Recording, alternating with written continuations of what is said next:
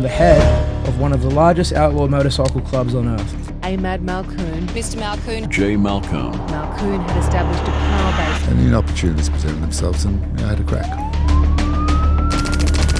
So that happens as he goes missing. Talking about super powerful. Your life is literally in their hands. I trafficked in heroin for over a 2-year period, probably on 6 or 7 occasions. So you're in there, your brother goes in the H division for hitting the guard. You're in an incubator with 3,000 prisoners, all of them very frustrated and very angry. They will fucking kill you, no issue. Everyone had shifts. I carried a shift everywhere I went. Because we're talking about one of Australia's most psychopathic, proper psychopaths, right? Who are we going to kill? How many of them can we get? But what happened after that? But the car exploded, the airbag went off, pushed my head back into the seat, but I didn't get knocked out.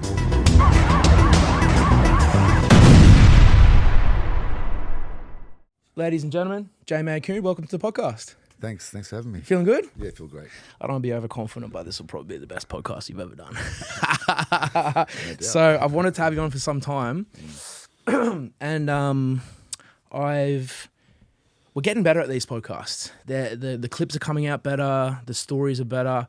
I feel like I've kind of grown into the interviewing role a bit more, which is good. And today's rules is that there are no rules. So what I'm going to do, I'm going to start with an intro for the audience. So for anyone who doesn't know Jay, we've written a little bio here, which I haven't even shown Jay, but I'm going to read it now. Today's guest is Jay Malkoun, a man who was born to be on the Unbreakable podcast. Jay came from humble beginnings and rose up the ranks to become the head of one of the largest outlaw motorcycle clubs on earth. Not only that, but he survived an attempt on his life via a car explosion that would make Pablo Escobar blush.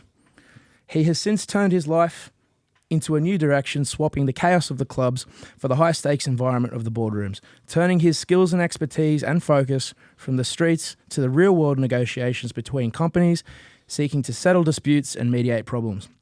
He's also a loving father, a man with strong moral character and shared values with many of us on this podcast. Values that include standing up for the weak, a passionate dislike for bullies, and an appreciation for respect, decency, and manners. Jay has recently dropped the hottest book of the year, The Consultant, link in the bio. And in partnership with Jay, we're also going to put a link to the social impact organisation Equal Access for Autism, an organisation that helps support young people with autism and is a cause founded by Mick and Cheryl Gatto, seeking to do good and help uplift those with special needs for support. Today's podcast is unscripted and unfiltered, so sit back, relax, and enjoy a chat with myself and today's guest, Jay Malkoun. What do you reckon? Pretty good. You like it? Not bad at all. Did you like the Pablo Escobar blushing part? You certainly can write. So it's what 2 coffees will do for you. So let's get into it. So we do this a little bit differently. Like people always ask about, tell me where you were born, and I'm like, come on, man, we don't need to do that. Yeah. But what I want to do with these podcasts, I like to chop it up into chapters, and I think for you, your life has many chapters. Ironic that you've just written a book. So I'm going to break it up for the audience into chapters today. Okay. So where I think would be good to start would be, why don't you tell us a little bit about kind of, where you grew up, siblings, family life, and kind of how you transitioned from your formative days into your first experience being in a club, because I think that's kind of a part of the narrative that people are really interested in. That's a huge question, bro. We just covered 15, 20 years. Yeah, well, you take your time, brother. We've got all the time in the world. So we grew up in Housing Commission. We had a home. My parents bought a home. We bought it off the government. And, everyone around us was in Housing Commission. But they weren't flats, they were houses. So it was a bit more settled, I assumed, than the flats would be. And everyone struggled and everyone did their best. And academically, I wasn't very strong, but physically I was capable. I was a little athlete. So they were my tools, my body, because my brain wasn't that sharp. I was street smart, but not academically smart. So as I grew up and learned to fight and enjoyed fighting and started security work and expanded my social network, I ended up falling into, people that... Colourful individuals. Yeah, participate in nefarious activities. And this is Melbourne, just to be clear. This is Melbourne. Okay, yeah, gotcha. Melbourne. So we played up a little bit, got pinched, went to court, went to jail, 10 years in jail. At what age? 24. And this was, so did you have both parents and siblings in the house, or? Yeah. Yeah. Yeah. No, when I got arrested, I was in Western Australia. Right. So, but when you were like, so from the age of 10, like, did you have mum, dad, Yeah. everyone under the same roof, big, Absolutely. small? Six kids. 6 kids. 6 kids, yeah. We all lived together. Yeah, no, we played up. I started playing up at a very early age, maybe 18. The opportunities presented themselves, and I took them. I have this. I've got a bit of drive, Yeah. if I want something, I'll. So basically 18, you said, fuck the housing commission, I'm out of here. No, I didn't. No, we bought that home. My parents bought Oh, you that home. bought the home, sorry. And then they turned it into a beautiful home. They renovated it. Oh, nice. Yeah, my mum and dad worked 2 jobs, saved everything, and back then the government really supported immigrants. So if you lived in the housing commission, you had the opportunity to buy it for not a lot of money. I think it was like it was under 100 grand. I think 45,000 or something. Wow. And the reno was like same, 20, Yep. 30 grand, fuck all. But in those days, it's significant, I guess.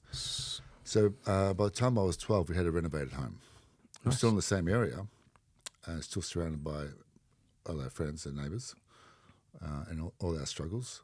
So I started bouncing when I was 18, and when you're exposed to the nightlife, you're exposed to a lot more than you otherwise would be, drugs and etc. And opportunities presented themselves, and I had a crack. Okay. Had a couple of cracks. At the age of 18. 18, 19, 20, 21. So, okay, because cut from a similar cloth, grew up in a housing commission, so I know, say less, I kind of understand that environment. So when you're in the club scene at the age of 18, like at what point did you move out of home, and what was the first incident that actually put you in front of the courts? I suppose that's the best way to frame that question. Yeah. So I left my parents' home when I was 23. I moved to Perth. So I played up for a couple of years, or 3 or 4 years, but it wasn't consistent. It was whenever it was available. And The opportunity to play up? And I thought I'm going to give that shit a rest. And I moved to Perth. I used to train in Perth. I was fighting in Hong Kong at the 6th International Chinese Martial Arts Invitation Tournament. It was like a mini Olympics, like cage fighting is now. 5-ounce gloves and no rules. So I was training in Perth for that because the guys I was training with, the Lacey brothers, resided in Perth. Anyway, and I really like Perth. Perth's amazing. Fucking good-looking girls. Yeah, in Perth? Oh, my God. Back then, the ratio was like 6 to 1. Yeah. Like you just fall over and land on a chick. It's ridiculous. So we moved to Perth, and but the thing is, if you play up, especially what I did was so fucking wrong because it was heroin. Is that what you got pinched for first? Yes. Right. So there's a lot of bad karma associated with that because of the negative impact, which I didn't understand at the time, but I understand now. So even though I'd stopped and I moved away, and I'd been away for 18 months, nearly 2 years, and outside of that environment, I still managed to get arrested in court. Catches up with you. For the same stuff with the heroin? Yeah, for what I did back then. A thing called conspiracy. Yeah, I understand. Oh, so this happened when you were in your late teens, early 20s? 24, I got arrested. Or 23, I got arrested. On conspiracy?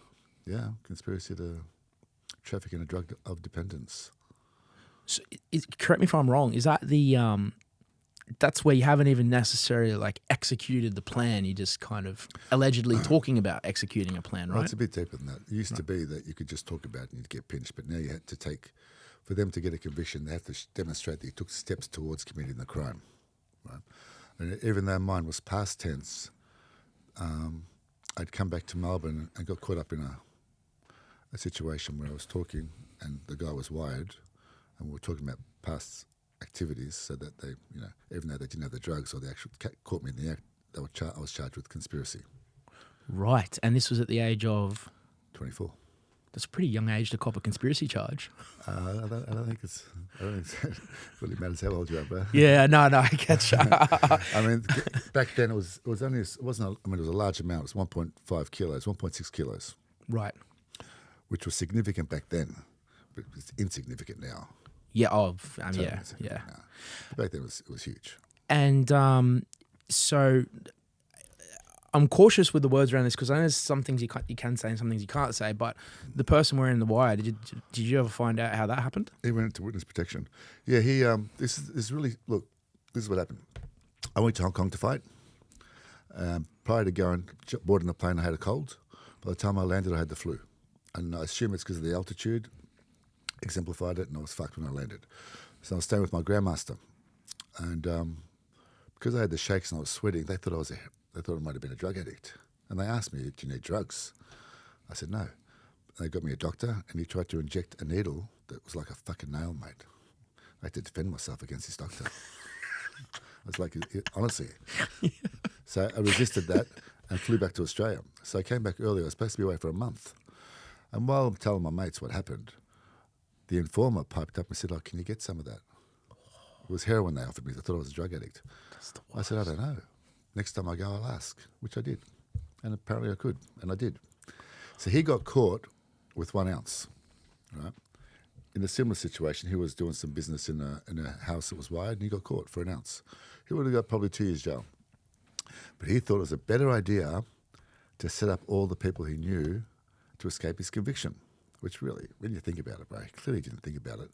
They had to relocate him, relocate his family. It would have been horrible for him as well. Anyway, so he did that. They didn't believe him when he told them about us because we were so, I'd never been in trouble with the law. No one knew about us, right? Not a bad problem to have, Jay. Yeah. So they weren't convinced. So he actually went out and bought his own recording device and started recording people. Wait, hang on. Off his own free will? Yeah, bro. Wait, hang on. Wait, a freelance snitch? Yeah, no. I've never heard he of wanted this. a deal. He was desperate for a deal.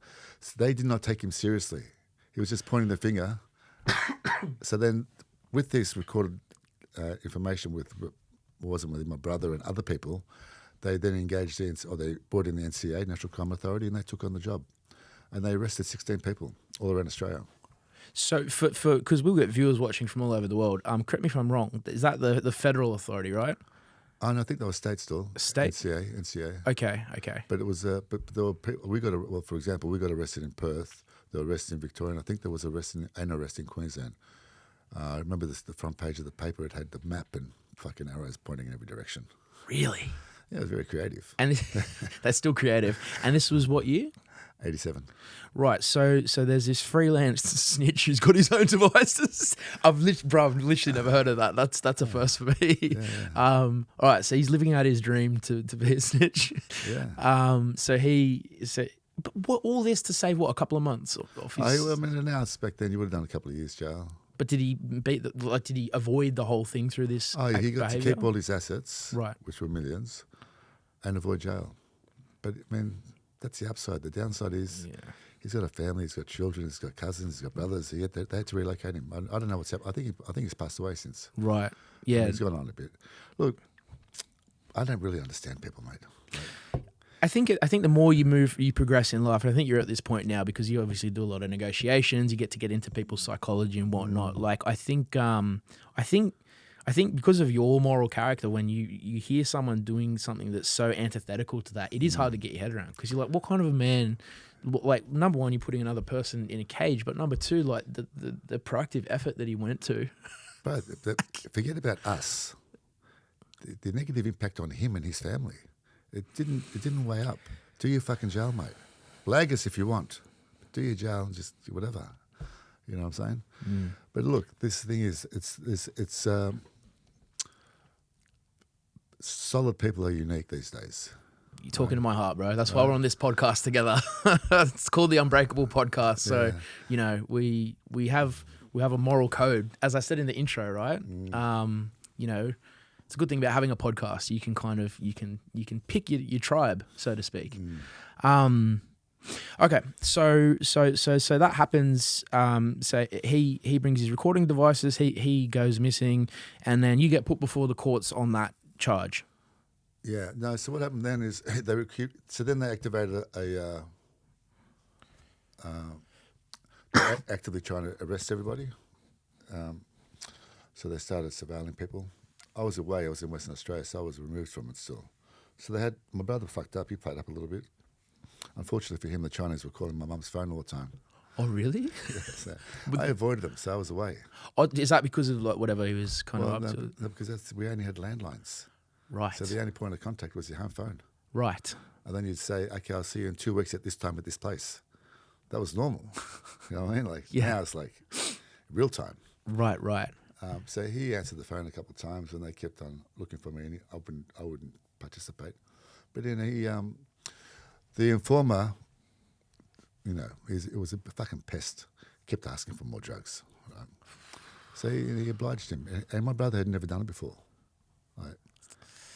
You know, he knew what I was doing, but he'd not done it before. So he didn't understand, you know, the intricacies of how it has to be done. Right? He was very blasé about it. And then he did something that I would never do. He fucking jumped on it. Right? So, I don't know. So he fucked it all up, and I still had no idea. And I flew back to Melbourne just to see my family for Christmas. And that's where I discovered what had been going on. And he wanted me to talk to the guy, and I said, I don't want to talk to him, bro. I've got no interest. That's your mess. You sort it out. Is this the snitch? The snitch, yeah. We didn't know he was a snitch back then, but I was over that shit. I had no need to talk to him. He came to my parents' home one afternoon, and I was there, so, you know, I had no fucking choice, really. So we went across the road to the creek to have a chat, and the police were across from the creek with their long-range cameras and their microphone, and he was wearing a wire, and we started having a talk. And a lot of what he said didn't make sense, and he was talking, and he was very nervous, and he was talking a lot of shit. And, you know, I have no problem expressing myself, so I would tell him, you're fucking full of shit, you can't. And are you high? You're on fucking drugs? This is how this conversation went. And he often would call me a liar and said, no, you're high. So we had this recording of him and I abusing each other with a little bit of content. But my point is this, bro. This is all they had. When you give that to a fucking jury and he's in the box and I don't believe him and he doesn't believe me, what are you meant to fucking believe? They had nothing on me, right? Do you still have these tapes? Yeah, of course. Okay. Right. So that was the end of it. So then I left. I fucked off. I didn't want to know about it. So I fucked off. So then we all get arrested, right? We get arrested. There were some drugs in Perth. It's true. But the drugs were in a car. They put £1 in the safe just to make sure to lock me in. That fell over during the committal because one of the coppers said it was in the car. So it still had nothing to do with me at that point. There were other people, you know what I mean? Mm-hmm. So it was like I was a Monty to beat it, right? But what happened was during our trial, at the beginning of our trial, my lawyer refused to call a fucking jury. Right? She kept on stalling. The prosecutor was down, and the judge was very angry. He was expressing that anger at me and my brother, like we were fucking around. And like, you know, when you got this old white man with a fucking wig on, you know, expressing his anger directly at you, like it's very fucking... Not a good feeling. No, it's very scary, bro. I know. Very scary. Like you're talking about super powerful people there. I know. Your life is literally in their hands. It's very... I think there are very few people that understand that level of that it's very feeling. intimidating, mate. Bro, it's very... I mean, like you said, you're standing in front of a man who holds your life in his hands. It's a unique feeling. It's hard to explain. Yeah. You know, anyway. So my barrister presented an offer. She said, listen, the prosecutor don't want to run this. We've got an opportunity here. If you both plead guilty, you'll do 8 years. You'll get 8 years, you'll do 5. I said, yeah, that's okay. He'll plead because they had him fucked. He'll plead, but I'm going to fight it, bro. I want to run this. She goes, no, if you fight it, they won't give him the same offer. Is this your brother? Yeah. So, and if he goes to court, he'll get 16 years, right? I said, oh, yeah, okay, sweet. So obviously I accepted that I would plead guilty for the sake of my brother. So we both pleaded guilty, went back into the court. Goosebumps over that, man. So you hang on, just for the audience. So you could have fought it, beat it. You felt that in your heart comfortably, but you took the 5, so your brother didn't have to do 16. Absolutely, that's normal, bro. Of course, that's beautiful. But I mean, man, that's character. One in all, in, bro. Yeah. Of course, man. Yeah. It's a good code. I'm speechless. That's incredible. So we've pleaded guilty, and we're walking through the courts, and I've stopped to say, "You okay, Mum?" Because we had family and friends on the left, media and lawyers in the middle, and the right was full of coppers. And the fucking screw put his arm around, because there was me, then my brother, then the screws. Put his arm around and gave me a little shove. I said, keep going, which I ignored. Oh, this fucking dog. shove me in front of my mum. I'm going to kill this cunt, right? So I kept talking to mum. I said, "You just go home, mum. You don't need to be here." So we go out the back, and the same screw was all fucking, "Oh, how you going, guys? You're all good. You need anything? Everything's sweet. I know it's nerve-wracking." Well, there's this cunt, right? I said to my brother, "That cunt gave me a nudge. I'm going to fucking batter him if he does it again," right? Which, obviously, I would do. So we go back to court. It's adjourned.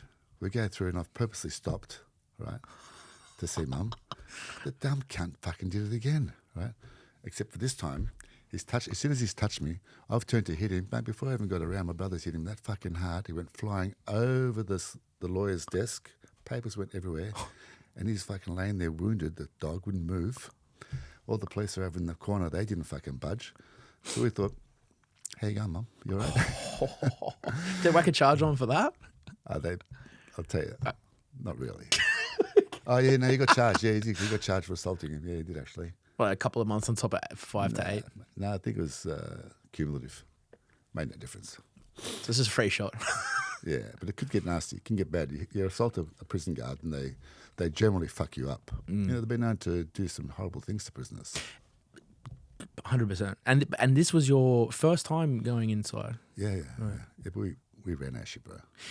Can I, so we'll come back to that as well, but can I ask, something I picked up on when you were talking, because you said that, like your brother, like really didn't have much to do with it at all until this bloke popped up. Like, how did that make you feel knowing that like your brother was just kind of living his life and this kind of, this snitch or rat, whatever we call him, kind of like brought your brother into that? How did that make you feel? Look, I don't blame anyone but himself. We're all adults. We consciously make our own decisions. I was a bit dirty. He didn't ask me first because I would have given him the answer that I gave the Chinese. Not a good time. Let's give it a rest. He shouldn't have done it. His excuse for doing it was fucking lame, right? But which was to the extent you're comfortable. He thought he was doing me a favour. Oh, really? Like, how can you trying to hold him responsible for it? Anyway, it is what it is. That's what happened, and I can rationalise that by saying this. Right? I trafficked in heroin for over a 2-year period, probably on 6 or 7 occasions. Right? So it wasn't consistent, but it was significant enough. And then I went out and did very fucking well with the money I made, and grew that wealth, and I was doing very fucking well. So I rationalised that with karma. Right? Even though I'd left it, I'd still hadn't been paid for. I needed to learn a lesson out of that shit. Yeah, it's funny you mention that because I do talk about a karma bank, and even today, like we're gonna put in a link to donate. The first thing I asked you was, what's the social impact cause that you're passionate about? You know what I mean? So. Yeah, I 100% agree, man. Karma bank's a real thing. Oh, absolutely. You can't escape karma, man. Yeah. Even though I didn't feel like I'd done anything wrong, I didn't understand how bad it was and the negative. I learnt that later during my court and during incarceration, that the negative impact on the community and families and heroin users is fucking. It's horrible. It's it's very. It's, how do I say? It's a unique thing to find someone whose moral compass is so strong that they can have that like retrospective view on that. Do you know what I mean? Because a lot of people say, "I don't give a fuck it," but to have that view is like it's really I think it shows like a lot of growth in your perspective on life, right? Well, I mean, it's either that, you either rationalise it, or you do the old "why me" bullshit and start feeling sorry for yourself. I can't stand people like that. Yeah, fuck that shit. Chop I'd them out. myself. All right, so that chapter's over. So you go before the judge with your brother. He drops a security guard in front of your mum. so you guys go inside. Talk me through, because we're now at the chapter where you've grown up. You and your brother kind of get pulled into this thing. That's now been dealt with, and you've gone in for the first time in Melbourne. And that was 5 years for the first time. No, we did 18 years or a 16-year minimum. Oh, wait, hang on. You both got 18? Yeah, she was just fucking with us, bro. But she said you're going to get 5 to 8 and you come out with 18? Bro, they couldn't. The problem was they were scared that I would beat the trial. So they dangled a carrot that wasn't achievable. That was just to get me to plead guilty. So they can whack you with 18 years? 18 with a 16. She didn't even come to the sentencing. And it was the whole thing was. You I'm know, you have assuming to- she doesn't come to Christmas dinner. No, she's dead. Look, Well, I'm not trying to like make light of No. it, but I mean that's a bad again, deal, bro. again, you can cry fucking victim here, or you can rationalize it by this.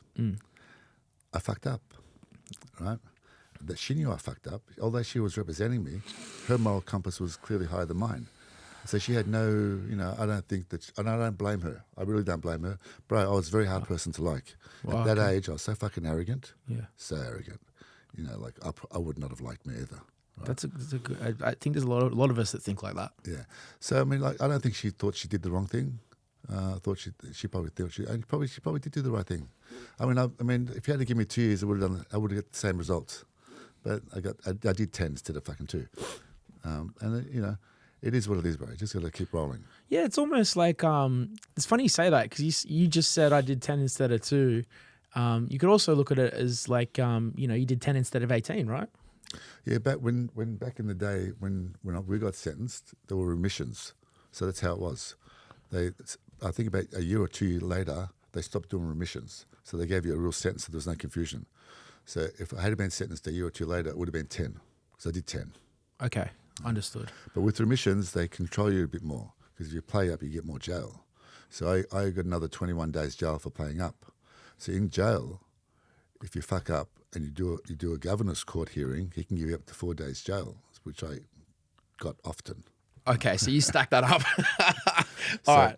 So the first year, talk to me about like how did you and your brother settle in, and what sort of things did you see in that first year that kind of set you up for the rest of your stint inside? Oh, well, we were on remand for 2 years. So remand is different to sentencing. So on remand, you still wear your own clothes. It's really disruptive because you're in a new cell every fucking day. You can only have what you can carry. Our bags were full of fucking depositions. We had boxes of depositions to go through.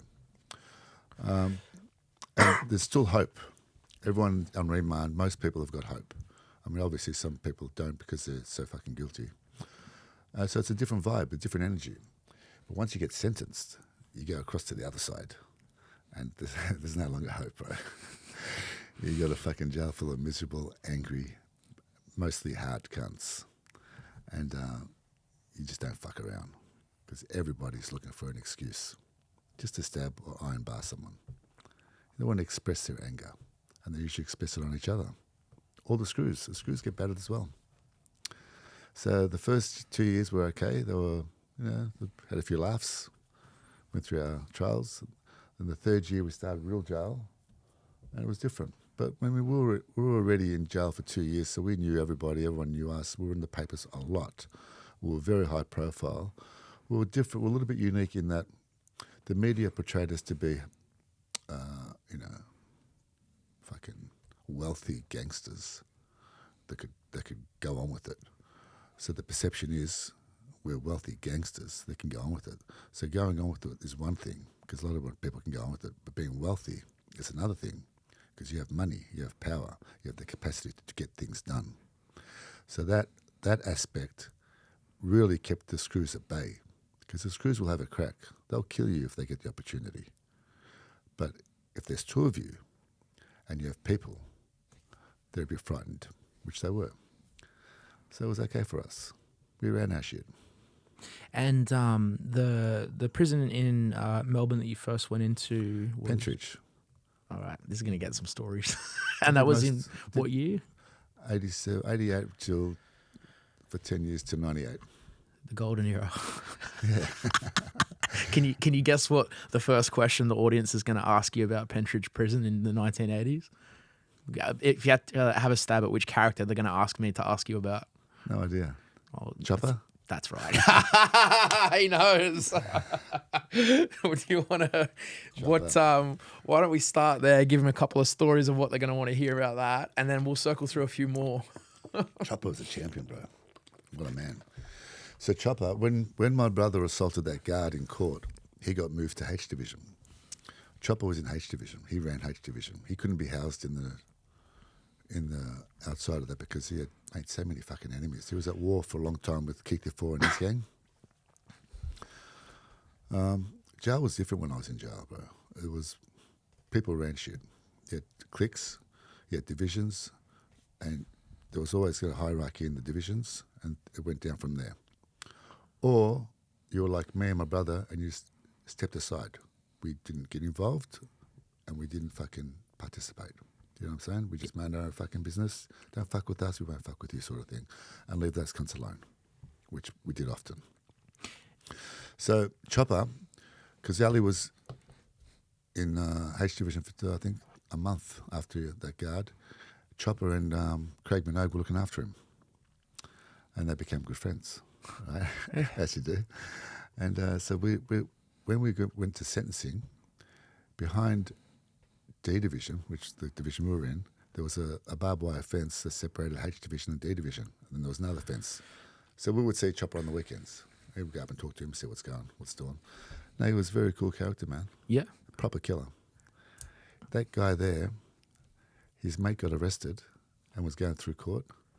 Chopper tooled up and went and held up, like an armed robbery, held up the police and escaped his best friend. Got him out of there, mate.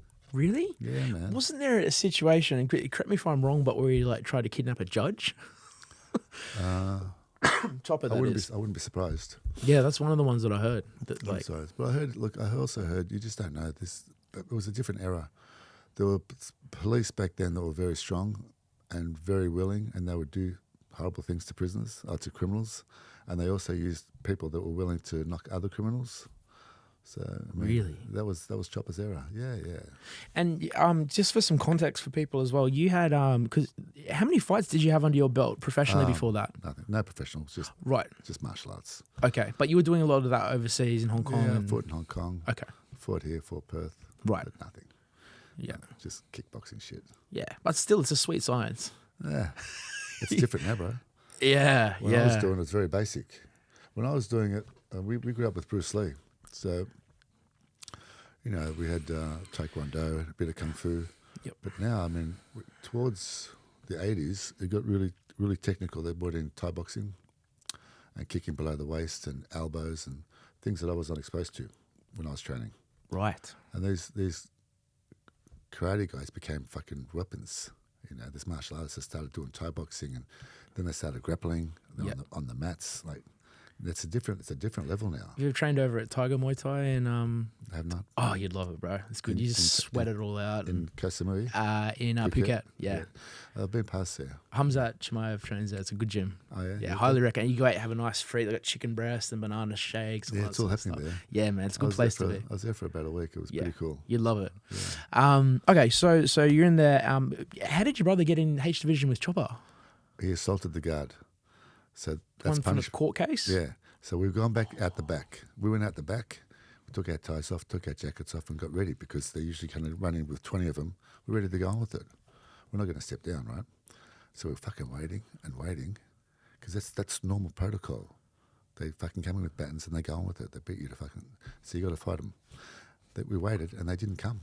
They sent in one to sort of settle us down a little bit and say, you're going to be separated now. He has to go to H Division. And they're like, this is how they're talking to us, explaining to us what's going to transpire. And they never, ever pulled that shit on us. All the times we played up in jail, and we played up a fucking lot, we were never run in on. They never had a crack at us. And this comes back to their perception of our capacity to go on with it on the outside. You're limited on the inside, but on the outside, when they get on that train and go home, they're fucking vulnerable. I understand, and you mentioned about how do you think like a lot of that media exposure around who you were and what you were doing kind of helped benefit you to some extent? Right, that net media exposure put me in the top tier. Can I tell you? Without doing anything. But do you know what the funny thing is, bro? It's often the opposite. It only fucks people over. But for you, it's like your golden pass to like it was a golden piss pass. off and leave me alone. Well, not so much. They had to back it up. Right. Like I'm a very serious person. All I did was train and go, don't fuck with me, I will hurt you. So you have to have that attitude as well. But, I mean, the media did give us a pass. Yeah, mate, that's one of your guardian angels. You've got a few. All right, so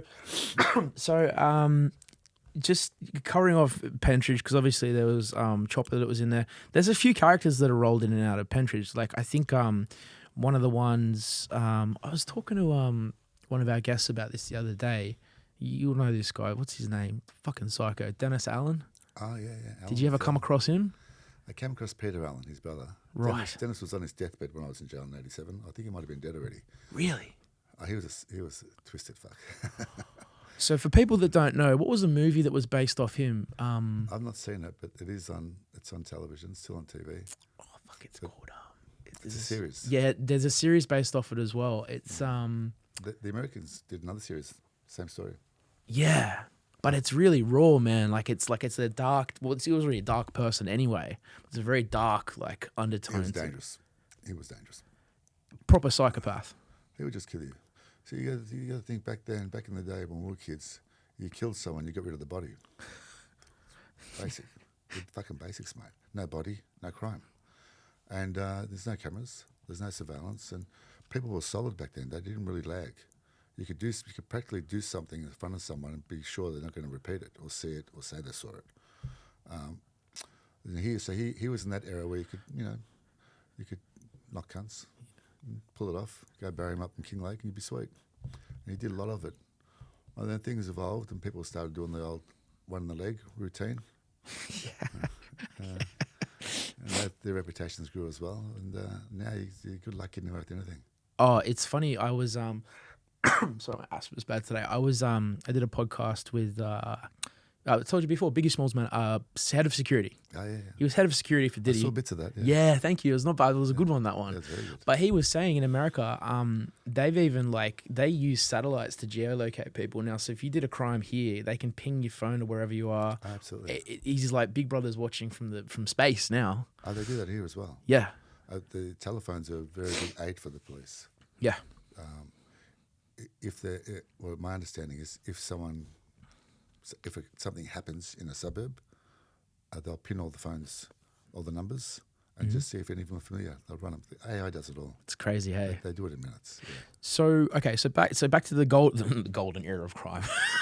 so there's that Dennis character, and that the name of that series in that movie. It's gonna come back to me. I'll just keep thinking about it while you're retelling. Google it. Oh fuck it! It's like Okay, I'm gonna Google it now. What do I care? Our Family. Yeah, no, but the series. Hang on. It was so there was the Wall Street killings that his brothers was involved with, I believe. Well, yeah, the little one. He got. I think he got found not guilty. That would happen in '87 actually. That was retribution for a crim they killed. The cops ran through and knocked one of the crims. That's right. It was very like this kid.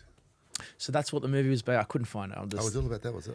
Yeah. So in the movie, basically, it starts off with that killing, and it's obviously him and his brothers from that crime family, and then it kind of takes the audience through the eyes of his I don't know if it was his nephew that didn't really. It was like a good kid, didn't really want to be involved. It's a nephew. Yeah, but it got dragged through it. Yeah. And then there's the mum, what's her name, Kath Pettingill. Pettingill, yeah. The matriarch of that.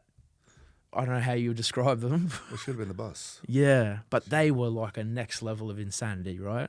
You know, it's Housing Commission. I think they were in Fitzroy. She had like 3 or 4 boys.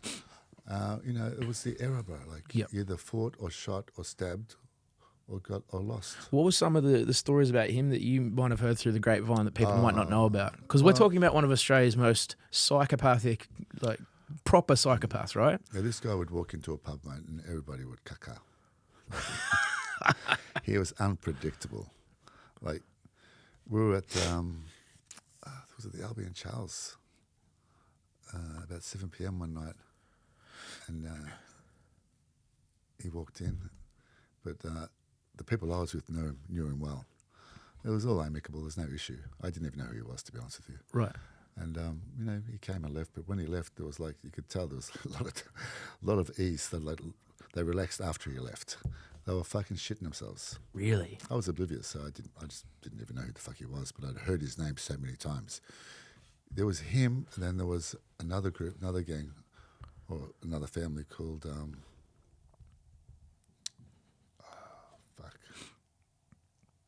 I forget now. I'm going to have to put this in our Google list for after the podcast. But another family that were very, very feared. But they were very willing. They will fucking kill you. No issue. And what was the one that he did in his house? Like someone just came over for. I don't know. Like someone came over for a chat and he just like right in the middle of his own home. Yeah, it's not unusual. Really? Yeah. Just put a bit of plastic down. If you're planning it well, just put some plastic down. Yeah. You limit the blood stains. We use chainsaws to cut them up or something like that as well. I just roll them up, mate, and put them in a hole. I don't know what the fuck cunts are cut people up. But I believe that's what he was doing. Oh, was he? Yeah. He might have enjoyed it. That's what I'm saying, bro. I think he actually did. What's wrong with just rolling them up in plastic and throw them in the ute and take them out the bush and burying them? Yeah, but that's Bit of lime. Yeah. Come back 3 months later and pat that dirt down. Yeah. Or top it up because it'll be sunken. Yeah. For anyone at home, don't Google this just in case you might get in a bit of trouble. Oh, you definitely will get in trouble. Yeah. All right. So you're in there. Your brother goes into H division for hitting the guard. So he's in there with Chopper. I assume he comes out at some point. You guys reconnect in the prison system. Back in the system. Yeah. Yep.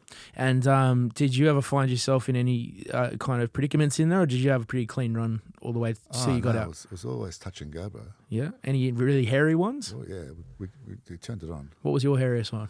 Oh. To the extent you can talk vaguely. Let me just say, knives were involved, and people went to hospital. I was never a victim. So, but you need to turn it on.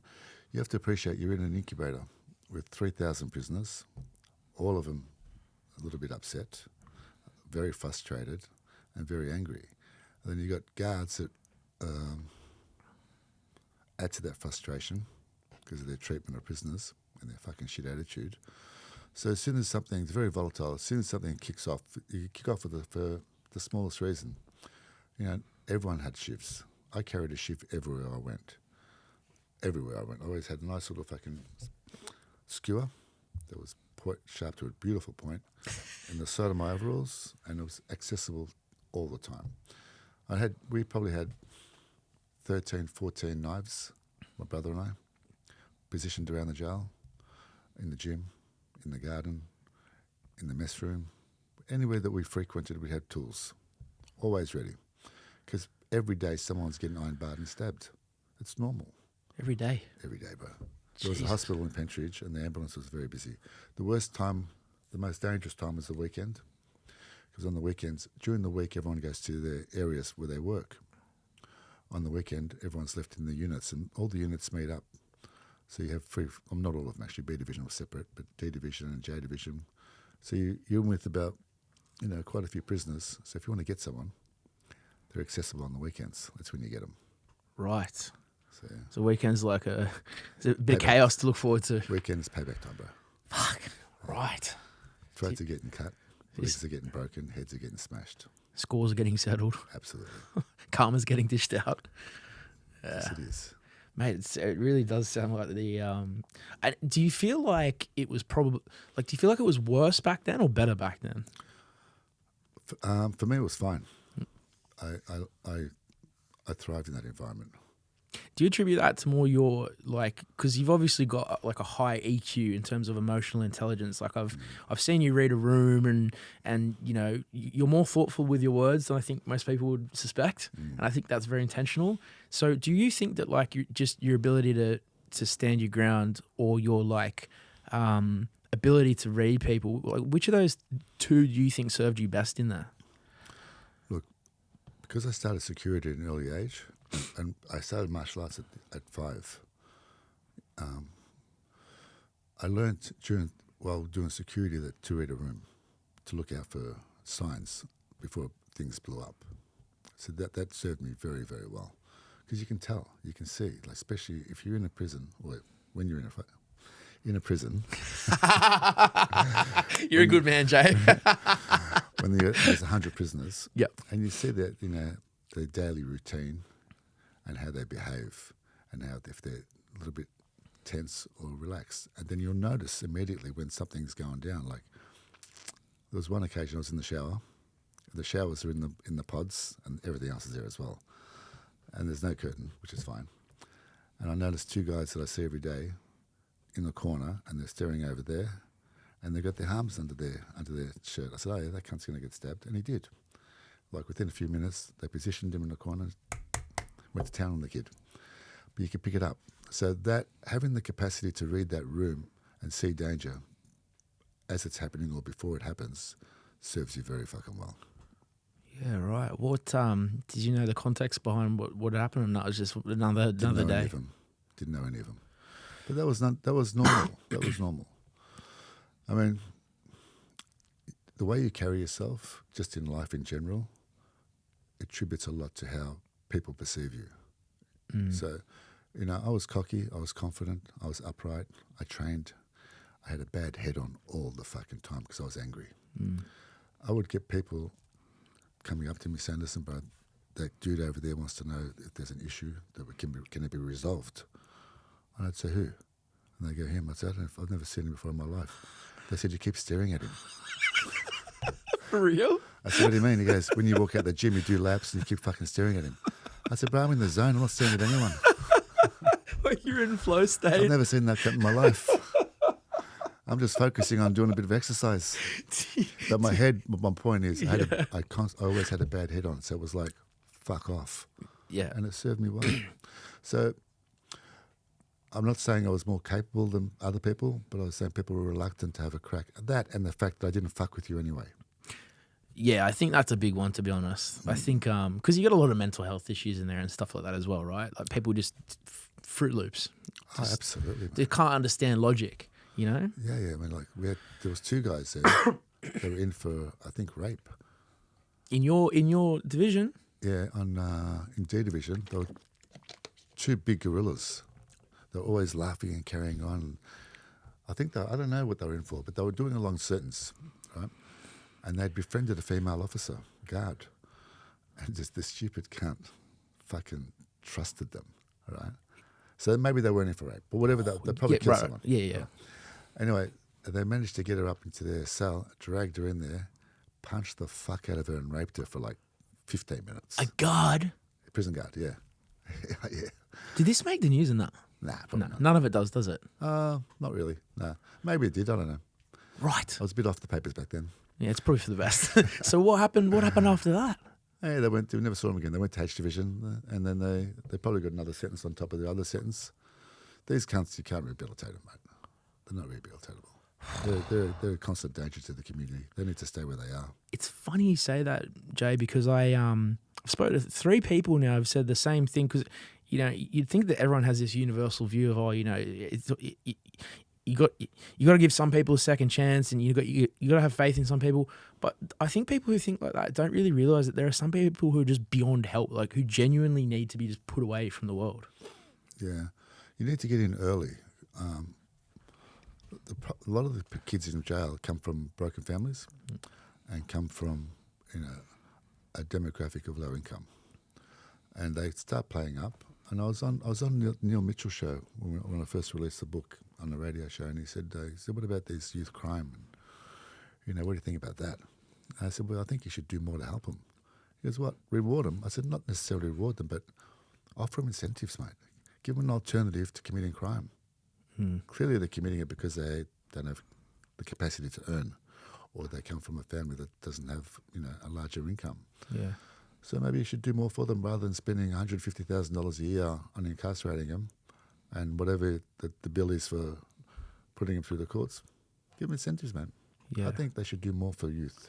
I could not agree more, man. And this is me coming from someone who's like grown up in that same area as you, and I'm sure you, like, because when I was growing up and we were poor, like one time we were in a women's refuge and we had because I got 3 little brothers, and wasn't even a 1-bedroom place. It was just a box. It was like a room. So I had like mum, me, 2 brothers on the couch, 1 on the floor. And when you're in that environment, like you see people, like I thought, I didn't enjoy that, but like I also was around other people that had it way worse. And I'm sure you saw young people in your adolescence that had it way worse as well, right? Like, yeah, absolutely. Yeah. Absolutely. When we grew up as a community, we always fought with our neighbours, but they were still our neighbours, so we supported them as well. If kids were not doing well at home, my parents would take them in, let their parents know that's where they are, come and get them when you're ready.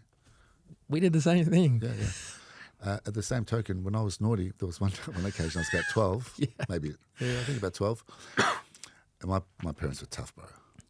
Legit. They didn't fuck around. So my mum tied my legs together, threw the rope over the fucking door, winched me up upside down, and said, you just lay there and think about it, right? I wasn't completely upside down. And the neighbours came over and they walked past the bathroom and they're going, oh, hi, Ahmed. So, hi, Mrs. Lay. Walked in, had a cup of tea with Mum. On the way out, Well, you're hanging on the door? yeah. Walked out, on the way out, they said, okay, bye, Ahmed. I said, bye, Mrs. Lay. Really? That was fucking normal, mate. So it's that Christmas decoration. I'm not traumatized. You know, like that's my point. Is that's the environment we grew up in. Like, and it was still a community. Everyone supported each other. People had more love for people back then. I think they weren't so selfish. Yeah, and there's a lot of distrust of your neighbour these days as well, I think. Yeah. Look. The community part. There's not that same community. Like, for example, you know, the type of people that your family would take in, right? What were their homes like? Same as ours, housing commission. Yeah. Ours was a little bit better because our parents put a lot of money and effort into it, possibly. But they were similar to us. Well, I grew up in Reservoir. Reservoir was predominantly housing commission. It was a whole suburb of housing commission. Yep. Public schools, and it wasn't flats, so it was better because we all had homes. But everyone supported each other. We knew all our neighbours. I've got neighbours that moved in next. I live in Five Dock now.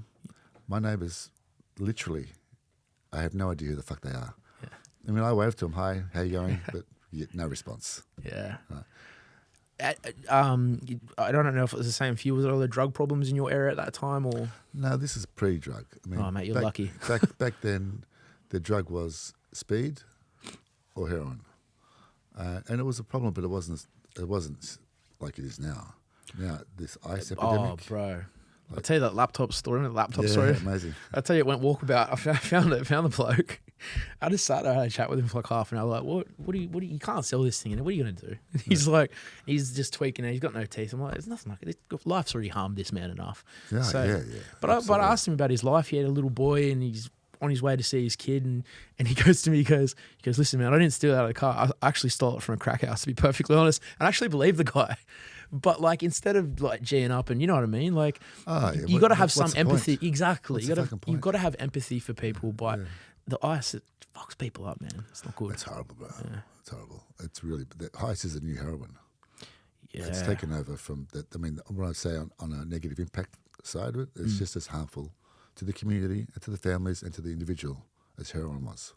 Probably still is. They do worse things on it too, because they're all like, you know, energy. Yes, exactly. That's the scary part. With the heroin, they just have a bit of a nod off. Yeah, just go to sleep. Feel great. Yeah. Quietly in the corner, no one even knows they're there. On the ice, they're fucking up for fucking 2 weeks, tweaking, hallucinating. Every time you read something particularly heinous, there's always a common denominator these days, I find. Oh, the drugs. No, that drug. Yeah. All right, so you come out. So how was you coming out? Like, did you have a coming out party of the not that kind, coming out of jail party? Did you guys have a gathering when you got out of prison or something? Or we managed to, we had some leaves before we got out of jail. That leaves meaning you go home for a couple of hours, come back. They let you do that. What they do is the system is structured so you can get an opportunity to reintroduce yourself into society, so you don't go out cold. So that they usually do a third. So if you get a 6-year sentence, you do 2 years maximum, 2 years medium, minimum, and during the last 2 years, you get leaves every month. But in our case, they refused to give them to us. They wouldn't give us leaves. They fucking hated us.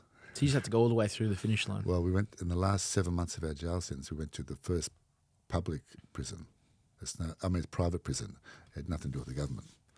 And they had a different attitude, so they allowed us to have leave. So I had a couple of 4 hours, a couple of 8 hours, and I think one overnighter.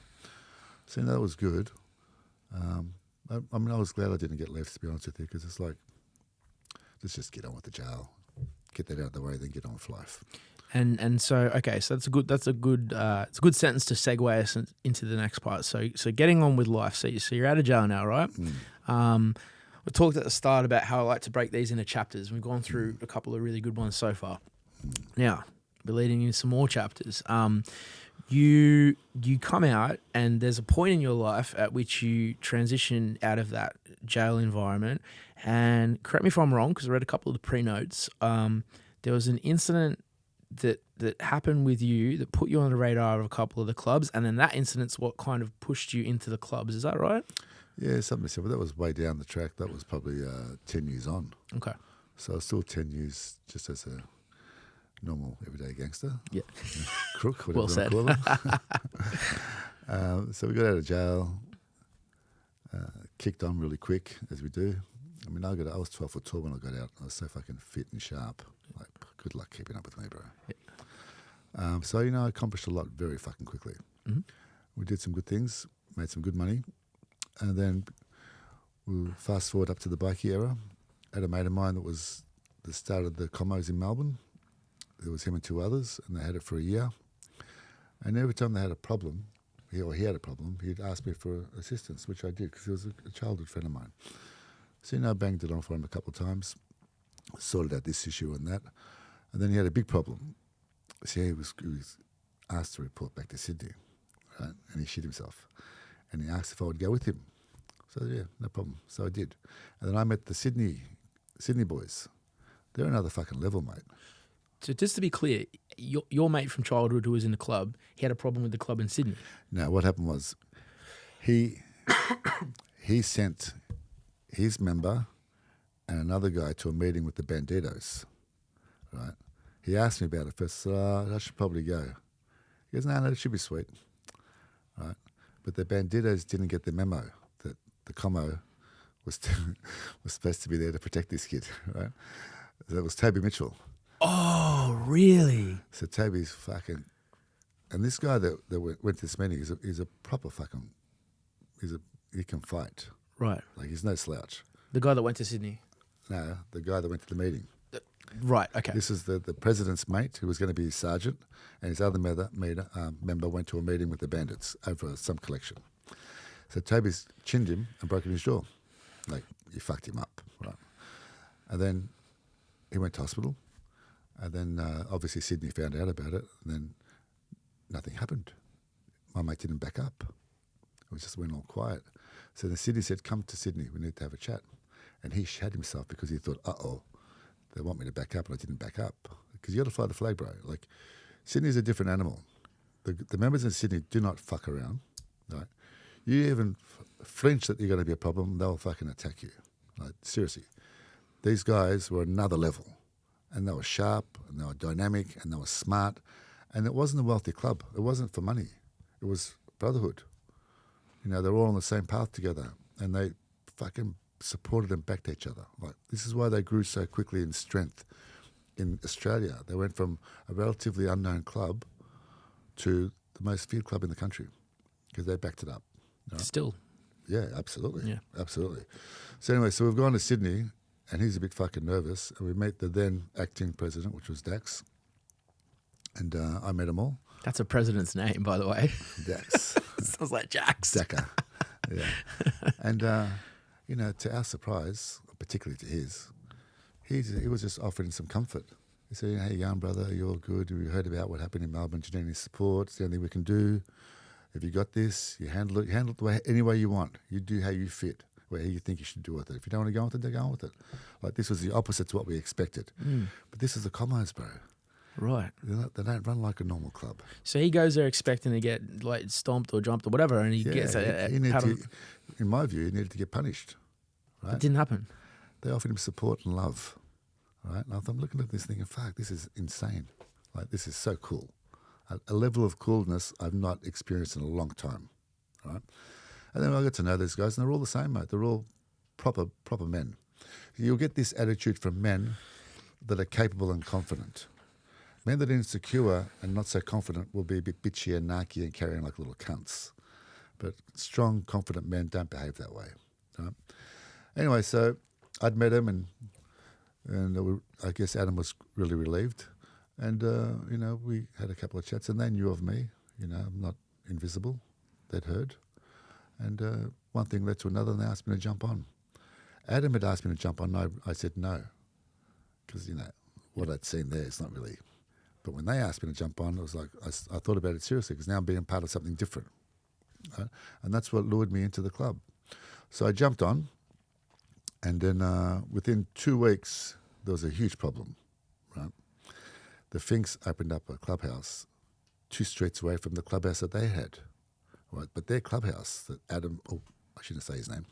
Beep it out. Yeah. I got good editors. that the president had secured in Melbourne was next door to a fucking transvestite massage parlour. What? She had blokes in dresses walking in and out all day. Really? How do you even get a massage parlour like that? Trannies, bro. Right, so there's 2 clubs and there's a parlour in between. Well, the parlour's next door to the Como Club. Right. Then the Finks opened up a clubhouse literally 100 metres away. So I went and saw Richard, the president. I said, bro, you can't position yourself there. We're here. He goes, where? I said, over there. He goes, well, fuck it, we didn't know. I said, yeah, they've been there for a year. He said, well, no one knew, which is fair enough. What are the odds, though, of that? Well, what happened was, to the boys' defence, unfortunately for everybody, after they'd secured the chapter in Victoria, they flew back to Sydney, and that's when that airport incident happened. Yeah, so this was just prior to that. They were in Melbourne for that initiation, and then when the boys from Sydney flew back, they were on the plane, and that's when it blew up. That's when they had that issue with the Angels. So a lot of the boys went to jail. So it was really bad beginning for Melbourne, and it was really bad for Sydney and for everyone, the public, the Angels, everybody. It ended badly for everyone. There was no winners in that. Yeah, everyone lost. It was also like it probably didn't help the public perception and the eyeballs that were on the. But that was the beginning of the end of bike clubs, bro. Like bike clubs now are very difficult. Do you know that lawyer John Corn? I think he was on that case. No, I think he's only got shot. John?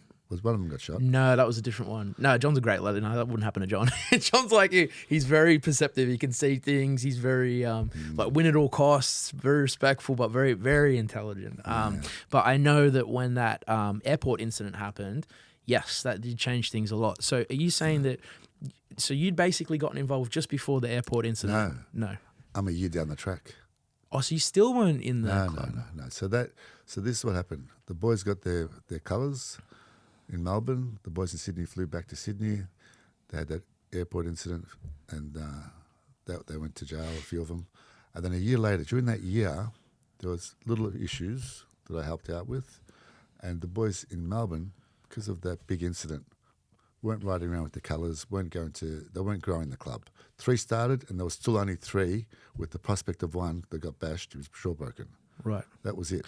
Just for the people who don't know, because we know about the airport incident, but for anyone that's not aware of what happened at that airport, would you be comfortable talking about the scene and what we're talking about when we talk about the airport incident? Well, I can only tell you what I read in the papers, because I wasn't there. But, I mean, there was like 20 Comancheros and I think half a dozen Hells Angels on the same aircraft. And the Angels and the Comos were banging it on back then. And at least 2 of those Angels were very fucking willing. Very willing. Equally as willing as the Comos. And at least 20 of those Comos were fucking willing, right? So it was always going to blow up, mate. Like, the perfect scenario there would have been if one of those groups had not boarded that plane. They wanted to let them have it. But neither did, because they're all alpha males. And on the plane, the words were exchanged and threats were made, and both parties were texting their clubs. So bikers were coming into the airport, through the fucking security, straight up to where the plane was landing and waiting. It was never going to end well. And you're talking about a lot of those men are fucking alphas, bro. They won't take a backward step. Big boys too. Big boys, very, very capable on both sides. And Mick Howard got stabbed. They put him in the papers as saying he killed one of them. He actually didn't. One of the other members was defending him, and unfortunately, someone had passed away. But that person that passed away had already stabbed Mick a couple of times. So he was a very fucking dangerous man as well. So because of that incident at the airport, the whole climate in bike world changed. The government stepped right in. They're not having this shit, especially at a fucking airport. So then they started this task force, wrapped the task force, and started hammering all the clubs and, ushering them into the direction they want them to head. Made it very fucking difficult. So a year down the track, I've jumped on. Good time to jump in, Jay. Well, Victoria was different. Oh, so they didn't have the laws in Victoria? No. Right, I This didn't know was that. predominantly Sydney. Okay, so Sydney's basically getting decimated in terms of that scene. Yeah. And you've jumped into the Melbourne scene. Yeah, Melbourne scene. So Melbourne, look, this is the thing. If you're an outlaw and you're active, the last thing you want to do is join a bike club. Particularly become the president of a bike club, because you're going to be scrutinised. But I wasn't. I was doing my thing. I was kicking goals. I was doing all right. So for me, the bike club was a brotherhood, a lot of fun, a lot of entertainment. And it, fizzled out after 2.5 years, 3 years, and I threw the towel in. At Melbourne? Yeah. I retired. Right. I retired. But while I was there, we did a lot of great things. We opened up 3 chapters, onto our 4th, grew the club to a huge club. Closed down a couple other bike clubs. We were on the front foot. We did a lot. Yeah. We're very fucking active. I can imagine that the stories that you can't tell on this podcast are probably some. But what about, because there's the one that we're going to get to. Now, I don't know if I should bring it up now or a little bit down the track, but it's going to be kind of contingent on this next question. But the car bombing incident, was that before, during, or after your involvement with the club? That was in 2019. That was after. I mean, I retired from the club, but I'm still obviously attached to the club because, friends and history and of course, and there's love for the club, right? Do you know what I find most interesting about how you've told this story? And this is something I didn't know, because you hear a lot of like misguided young men that might join for the wrong reasons, which I'm sure you've seen. Is that? Oh, absolutely. But you actually joined for the opposite, out of respect for what you saw in terms of how they treated your friend, and you more or less joined for the complete opposite reason. You joined out of the respect that you saw, that you, correct me if I'm wrong, admired. Oh, I not only did I admire them, I thought, fuck, that's something you want to be a part of, bro. Like, these guys, you can't express it. Not only were they very fucking willing and capable and fit and smart, but they had love. They had love for their other members. And rather than, like, you'll go to a lot of other clubs where they'll fucking hammer you. They'll dish out beatings and, degrade you and carry on like cunts. Well, this club wasn't doing that. They were saying, look, can we help you? You deal with it the way you want to deal with it. We're not interfering, but if you need assistance, we're available. Like, come on. How cool is that, bro? That is pretty cool, man. We went there thinking, he's going to get hammered. I'm going to have to step in. I'll probably get fucking hammered as well, but I'll do my best for him. And then we get this love. Why would you not want to be associated with that?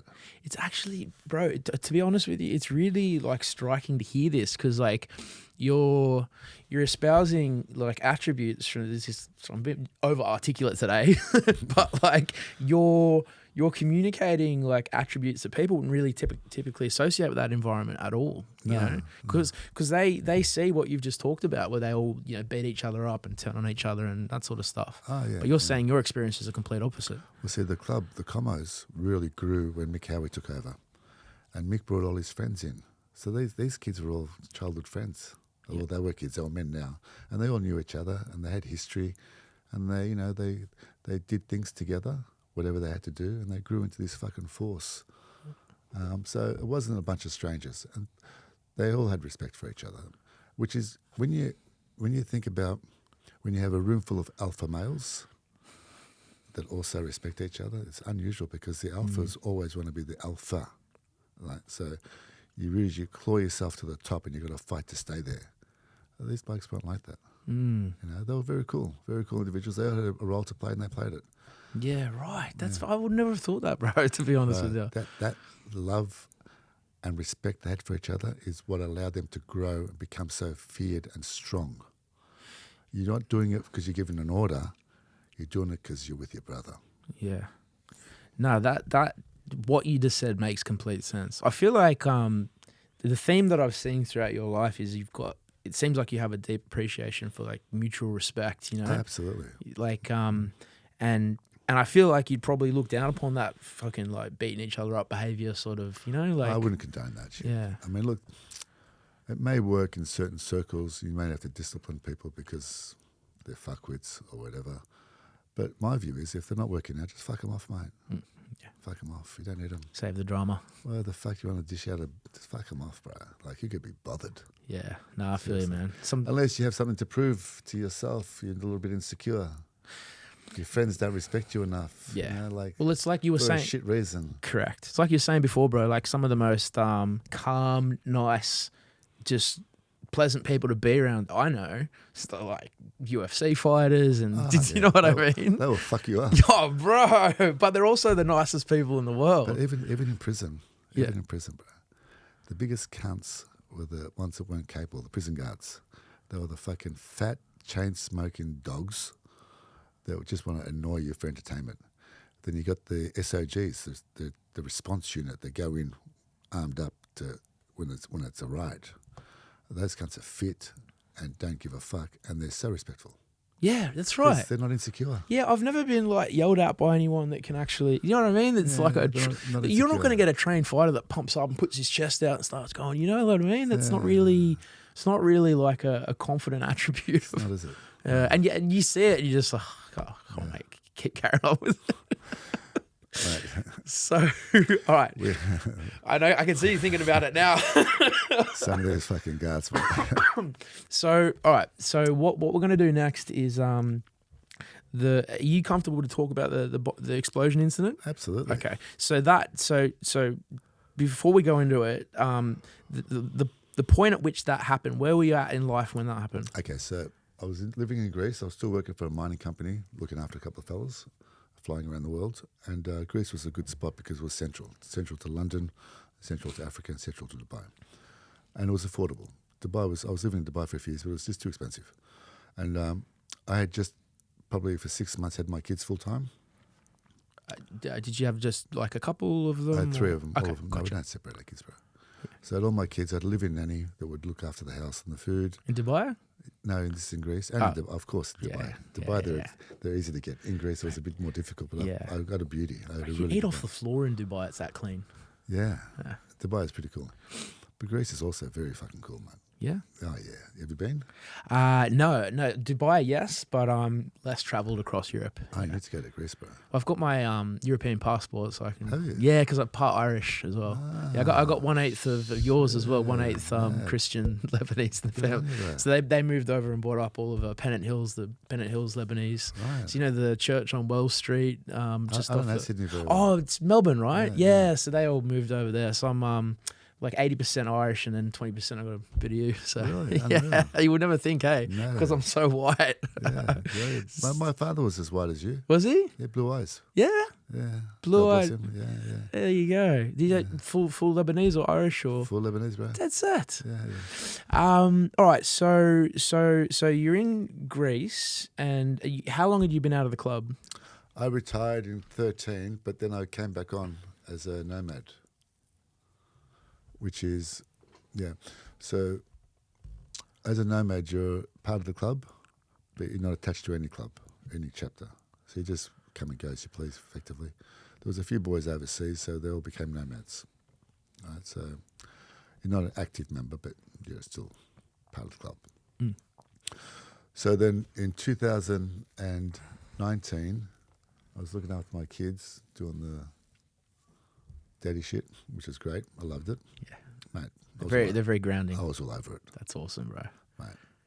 Get up in the morning, make them breakfast, make their lunch, That's good. throw them into the car, drive them to school, pick them up from school, take them to calisthenics, they do our exercise, then they got to do their tutoring, get them to food, dinner, bath them, had to bath them all. They were still too little to bath themselves. Yeah. You think after all those baths, when I got the loofah and I'm scrubbing them from head to toe, they would fucking learn to wash themselves. Good on you. Yeah, they didn't learn. They just said they'd turn around. My son, I still go in there and bath him sometimes, show him. Mate, you sure you use soap? Anyway, and then I had a really hot girlfriend, Greek chick. Fuck, she was hot, bro. Oof. I wouldn't let her come to my house till after 9:30 at night when the kids were asleep. So I was committed. Right? I was so entrenched in being a dad and loving every moment of it that I forgot who I was. See? I stopped looking. But this is a good part of who you are. No. Oh, okay. Yeah, right. My place in this world, bro. Right, sorry. No. I'm still entrenched in the Sorry, underworld. I'm just picking up what you're putting down. I feel I forgot. Okay, just for the audience, for stupid Liam who fucked that up, you're saying you forgot who you were and who you were. Like, do you know what I mean? Past and present. I get what you mean. Yeah, so I'm entrenched in the underworld, bro. Like, I used to have visitors from Russia, Iran, London, South America, often criminals flying in and out. And I would host them when they'd come through. I'd get a call or a message, look after these fellas and whatever. It was just standard, nothing too tricky. But my point is, I'm still entrenched in the underworld. So I've forgotten that. I dropped the ball and I wasn't paying attention. Apparently, I was being followed for 3 days. It was a paid hit. In Greece? Yeah. Apparently the cops said, you've been followed for 3 days. They're watching you. And then they got your routine. So that morning, there'd been a lot of activity in Greece at that time. People were getting knocked all over the place. It was unusual for someone not to have a bodyguard if you had money. Did you have one? No. Well, I didn't need one, bro. Yeah. I was tooled up. Always tooled up. But what about like, you know, how some people do like reconnaissance, like get a place checked out before they go there. Oh, absolutely. Yeah. Yeah, absolutely. Okay. So you do that yourself? Yeah. Right. I would always go early, check it out, and access entries, weapons, who's coming, who's going. You need to do all that shit. But for the 6 months, like didn't have my kids for quite a while, so having them was to me was fucking amazing. That's beautiful. So I'd forgotten who I was and my place in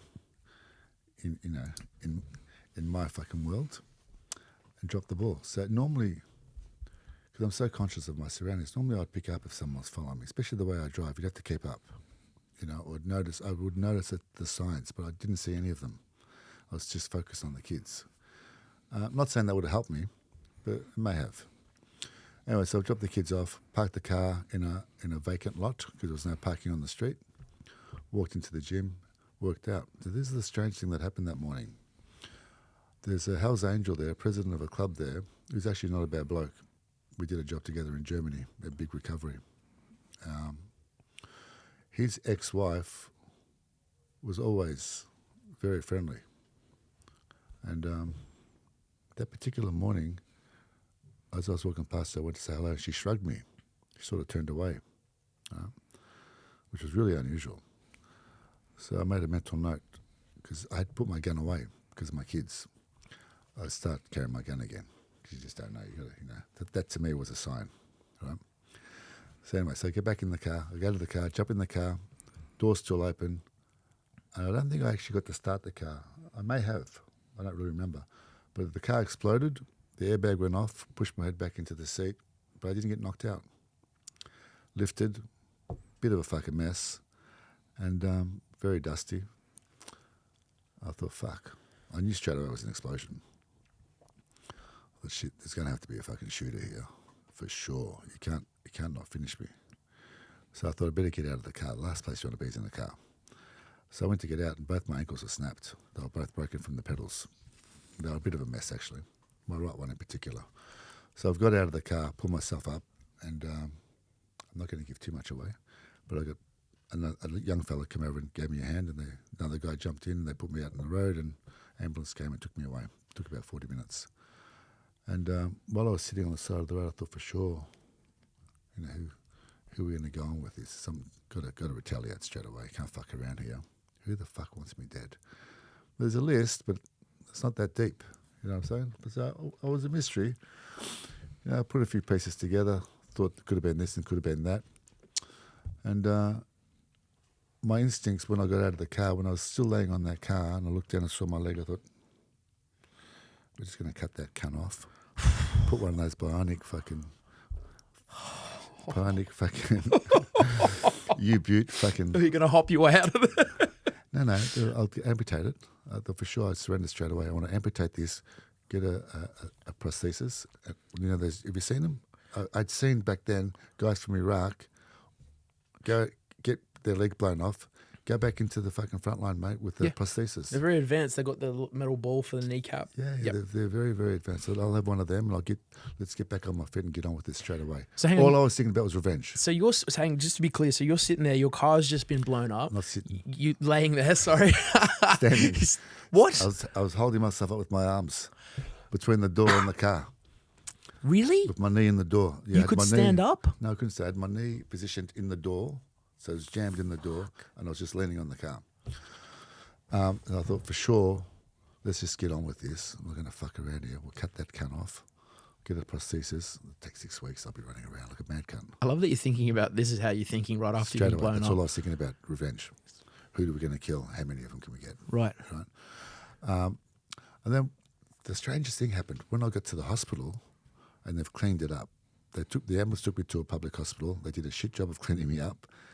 And the surgeons walked in.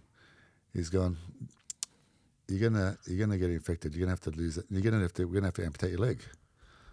And then when he said it, it wasn't such a good idea. When I thought, I didn't like the fact that he wanted to take my fucking leg. I said, why? I said, why do you want to cut it off, bro?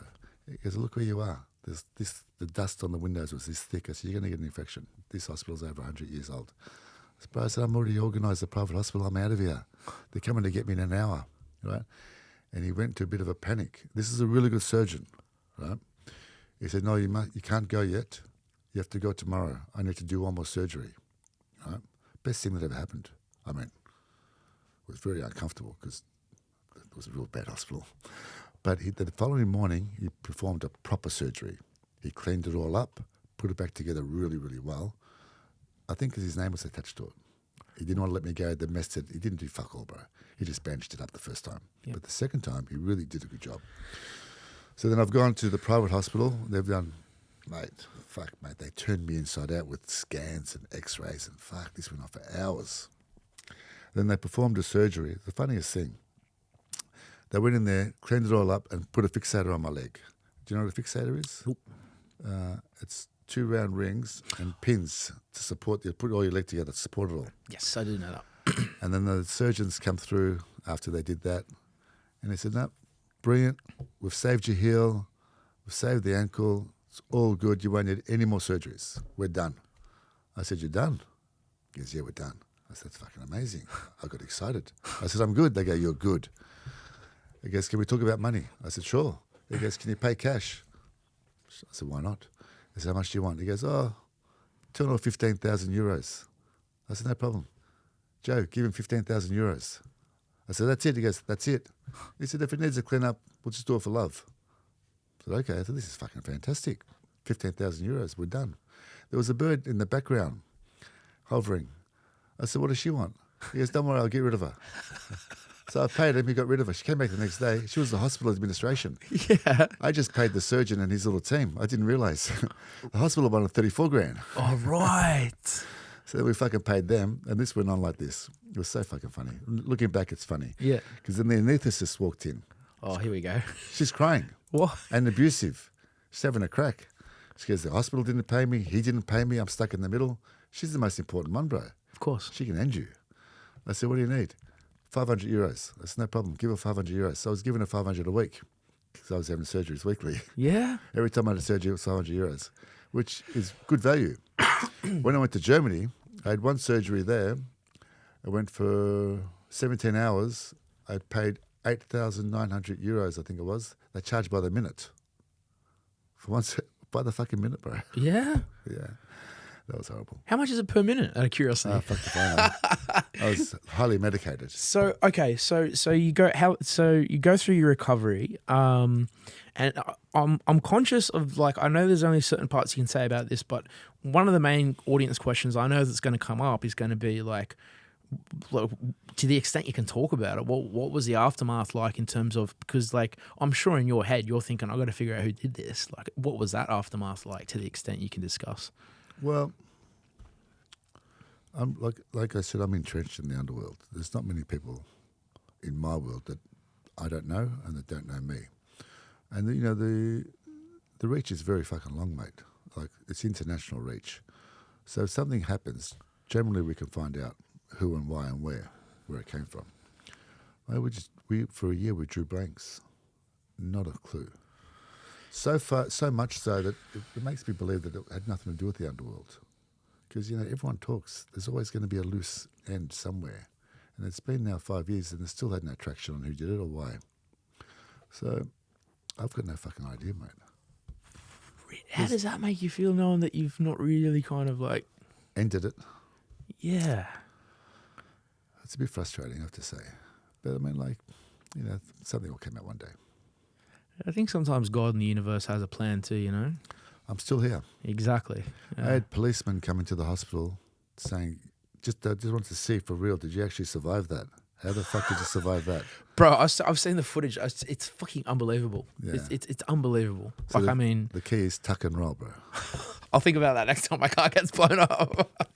but bro, not only that, I don't think people realize how big the explosion was. Oh, it was huge. I'm surprised no one else got killed from that explosion. 3 cars alongside all got fucking damaged. Whoever designated it probably did it a little bit too soon, because my door hadn't been shut and I was in the car, but the door hadn't been shut. So those cars, there was a new Mercedes, they're designed for safety, that when you have a collision, the energy is dispelled around the driver to protect the driver. That and the explosion, I assume, was under the car. That would have probably, I think, would have rolled it under the car as I parked it. So that, and the fact that the door was open, maybe the energy was expelled outside the door. So I don't know. Isn't it funny? There's so many little variables where if one inch had gone a different way, like one closed door or 1 inch to the left, you would not be here. Correct. How do you feel? Because I talk to a lot of people. I called this podcast Unbreakable for a very specific reason. So I want to talk to people like yourself, because I think people who've been through stuff like that and come out where you are in your life now, you're going to view life differently to anyone else. How did it change how you see life, knowing that you're 1 inch away from not being here anymore, not being with the kids, not being with your family? How do you view life now? Bro, I'm not that deep, I have to be honest. I never thought of myself as nearly dead at all. So it's never occurred to me that I was almost killed. It's just an incident. They did their best, and here I am. It's the most business transactional view I've heard. It is what it is. So you just get up and get on with it, basically. Just get on with it, mate. That's a good attitude to have, man. And so you go through the recovery, multiple hospitals, Greece, Germany, Lebanon, okay. Australia. And at what point did you bring you and the kids and the family back to Australia? Kids came straight back to Australia. That's why we're in Sydney. The grandmother came and got them. Brought them back to Sydney. Oh, your mum? My partner's wife. Oh, beautiful. Partner's mum. Right. Yeah, so she brought them back to Hunters Hill, enrolled him in school there. And I was in recovery for about 9 months. And then COVID hit. I wasn't coming back. I didn't want to come back, actually. I was a bit proud until I was walking. But circumstances changed. The COVID had hit, and we'd heard that they were going to close the borders. And having access to your kids, I could be on a plane and be home in 14, 15 hours, 20 hours. Compared to not having access, was a game changer. So I jumped on a plane and came straight back. I didn't want to be locked out of the country in case anything happened and my kids needed me. I needed to be present, even though I was limited what I could do. But I can get shit done. So we came back and came straight to Sydney, and we've been here ever since. I spent a lot of time in Melbourne, obviously, because that's where I'm from. All my family and my network are in Melbourne. A bit of a tourist in Sydney. Yeah. I like it like that. Yeah, you're in a good, nice, quiet area. Well, except for my thing. So obviously, and by the way, man, I told you this was it went faster. We've blasted an hour and 40 minutes, bro. Shit, we can talk, huh? That's why I told you we're going to have to do another one. So what I'm going to kind of segue into now, I think this is the last chapter we'll do for this podcast, but we've talked about some good ideas upstairs, and I think the next one's going to be a banger as well. I've got some good ideas for us. Excellent. So that's going to be great. So you've now, would you consider yourself retired from that life in this new chapter? I haven't been active. I'm in that. I've always been in that life. A lot of the people I really respect and love unfortunately or fortunately, are gangsters, you know. So I'll never be outside of their lives, but I'm not active. I haven't been active. Even when I was a bikie, I wasn't active, bro. I controlled my environment. I was very selective who I let in the club. I managed it really, really well. Nobody got in trouble. Everyone was sweet. Everyone had a good time. Everyone was safe. Things changed a little bit when I left. There was a new captain. He drove it a little bit differently, and unfortunately, you know, shit happens. The cards fall where they fall. They do, mate. Yeah. You just throw caution to the wind to see how you go. That's it. And so basically, and I researched a couple of stories about this, but your role as a consultant now, which is your book, link in the bio, kind of gets into how you transitioned from, you know, this, that, whatever in that life to now you're kind of more in mediation, dispute resolution, but you know, it appears that you've kind of found a niche market where that can be very lucrative, and you can get paid like really good, legitimate money through just problem solving for people. I've been doing that for years, bro. We did that before we were bikies. Right. Oh, right. I mean, the advantage of being incarcerated and being in jail for 10 years and earning a reputation is that when you get out, people fear you. The other advantage is if you're a little bit articulate and respectful, they also like you. Yeah. So when it comes to, you know, finding a resolution between two people that have a dispute, or you know, predominantly financial, it helps to have someone that's a little bit feared, a little bit respected, in the middle, dictating traffic. We're going to do it this way, you're going to do that, and you're going to fucking do that. Everyone's happy? Yep. Got a problem solved. And I get paid. Yep. We still do it. We do well. It's a good little niche, but it's not just me. A lot of people do it. Yeah, I think you said it well. I think it's often those like little industries people don't think about that can be the most lucrative. You know what I mean? Like if anyone that I know that's like you know, really, really wealthy, like, you know, billionaire or 500 million or whatever, they've always found like something that's typically you would never have thought of, might be considered a little bit boring, but very, very lucrative. Have you got any kind of like hero stories about problems you've solved and come out with a good bag? Yeah, look, this is a funny one. The bloke I looked after, he's had a few mining companies, and he wanted to take one particular guy off the board of this company, which he was in the process of doing. The guy called me because nobody was allowed to contact my guy. They had to go through me, right? He's a West Australian, and he said, I need to see Mick. I said, okay, I think it was 30 grand in my account, and I'll organise a meeting, fly to Dubai. So he put the 30 grand in my account and organised the meeting. So we had this meeting at the Burj Khalifa. Oh, beautiful building.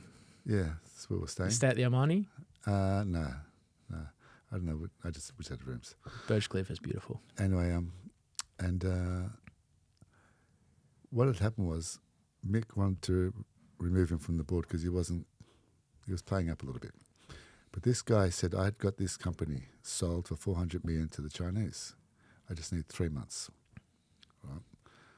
So we decided that we'd let him stay on for 3 months, and he'd have to sign a resignation which we wouldn't date. And, you know, if it didn't work out, we're just going to fuck him off. Right? So anyway, moving forward, I got a call from the boys in Perth, and they said, this cunt's running around telling people you put a gun to his fucking head. Right? He said that about you guys? It's about me, to sign that document. So I thought it was just a metaphor for, like, you know, my presence. I'm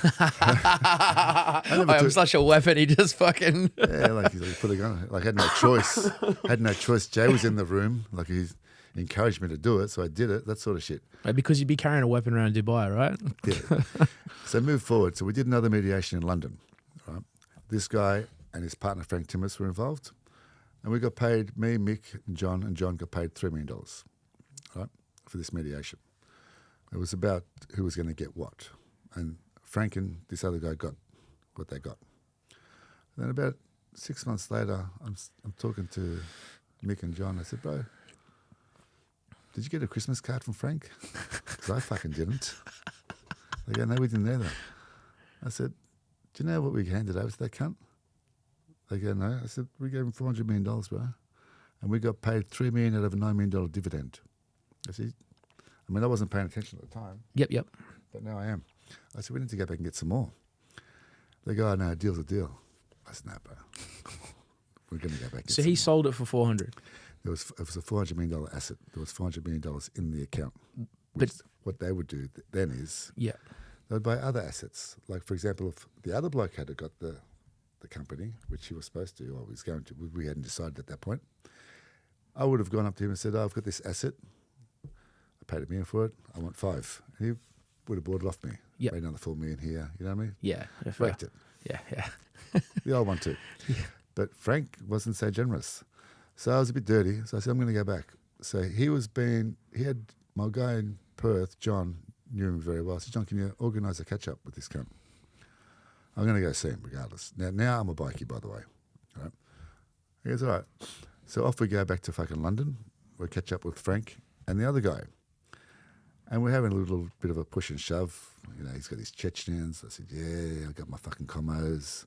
I said, by the way, don't you come from Perth where all your family are? You know, we can start in Perth and come all the way over here to fucking London, Frankie. You want to go there? Anyway, and he goes, well, why the fuck would I give you cunts any more money when you put a gun to my partner's head? Right? And I thought, the penny dropped. I thought, do you actually say that? So I've jumped up to attack this cunt, right? And he's going, wait, stop. He goes, I lied. Right? Oh, wait, hang on. So you were in the room with the guy that made that allegation against you? He was the partner of Frank. Right. I said, we fast forward now to a few years later down the track. These are mining guys. They're in everything. Yeah. Right. They all work with each other. Yeah. And Frank goes, you lied. He goes, yeah, I lied. And he goes, oh, give him $1 million, give him $1 million, and give him $1 million. Just got another $3 million. Took about 10 minutes. So that was a good one. So just to be clear, the bloke who lied, did he lie about the gun to the head story? Yes. So the guy never even said that? I never said that. I never did that. No, I'm saying, but the guy who goes, oh, he put a gun in my head. No, his partner Frank said, sorry, this is quite confusing. No, I've got it. You don't know the characters. Yeah. So Frank said, why the fuck would I give you guys any more money when you put a gun to my partner's head? Because he told him not to put a gun to his head to sign his resignation. Right? So he actually said that I actually put a gun to his head. Right. Which I didn't take seriously, but I thought, fuck this cunt. So I've jumped up to attack him, as you do. Yeah, of course. Of course. I mean, what else can you do in that situation? No, I get you. And he said, no, I lied. So then Frank ordered him to give us another $3 million. Because he lied? Well, they're always going to do it, bro. Yeah. They just said the reason. It's just a formality. Even looking back at it, they'd already planned the whole thing. They knew they were going nowhere. Right? But they got off lightly.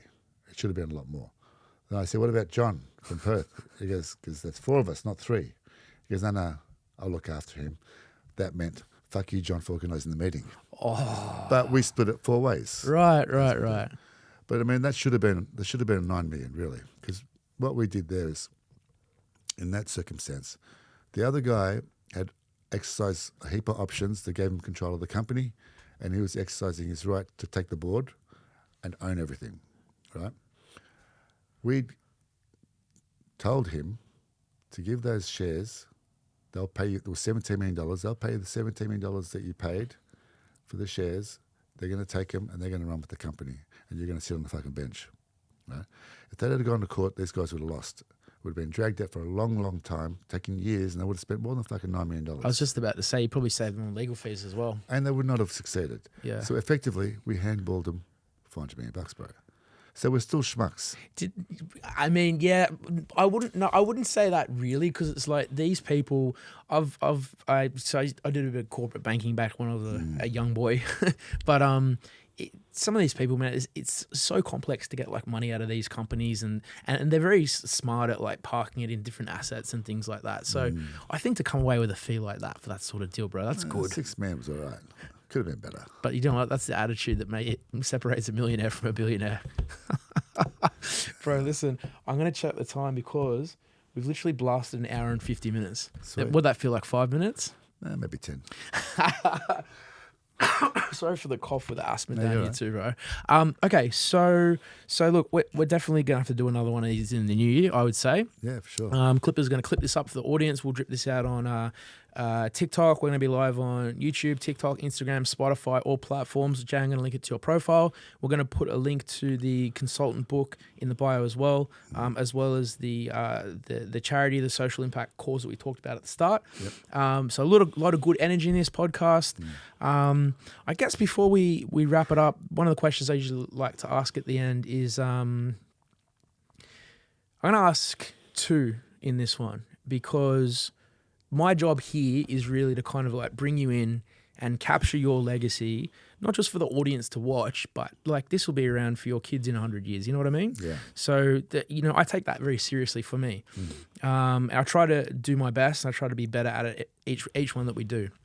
The two questions I want to ask you to conclude are, what would be your advice to like young guys looking to get into a life of crime in this day and age is number one. And then number two, what do you want people to remember about you when your time's got up and you've finished your time on this earth? Okay. Let's go to number two first. Let's do it. I couldn't give a fuck. I don't really give a fuck, bro. Don't remember me. Fuck off. All right? Number one, if you're thinking about crime, try and find an alternative, because it usually doesn't end well, especially in this day and age. Like, you're up against technology. The rewards aren't that fucking great. And there's plenty of opportunities out there. Like, you can make good money here if you just believe in yourself, stay positive, and be ambitious. Bro, that's something to put on someone's tombstone for sure. Believe in yourself, stay positive, be ambitious. You know what, man? I knew there was something we had in common, and that you've just repeated my mantra, and that's what I think every day. Happy to be here. I try to stay positive. I try to think big, much like yourself. Yeah. And I always encourage other people to be ambitious. So I hope anyone that made it to the end of this can kind of pick that up and take it away. You might reach some young man who is going down a life of crime, watches this, sees what you've done, and it turns it around and, takes a different view and takes in a different direction. I doubt that. No, you'd be surprised. We've had people reach out before who've been suffering really bad mental health issues. Oh, that's different. Yeah, and or like even a bad point in life. Oh, yeah. And they might see one clip that might mean nothing to you or me. Yeah. But sometimes one clip can really like change someone's entire mindset. Yeah, man. Look, really, if you're not sure, just ask. Yeah. There's always someone out there that'll give you good advice. And if you haven't got anyone, go see a priest. Yeah. There's plenty of people out there that'll give you good sound advice and that care. A lot of people actually care. You just got to reach out to them. Brother, I knew it was going to be a 10 out of 10, but this is an 11 out of 10. I'm excited to do it again. Jay Malkoun, thank you so much for coming on, bro. Absolute pleasure. Thank you.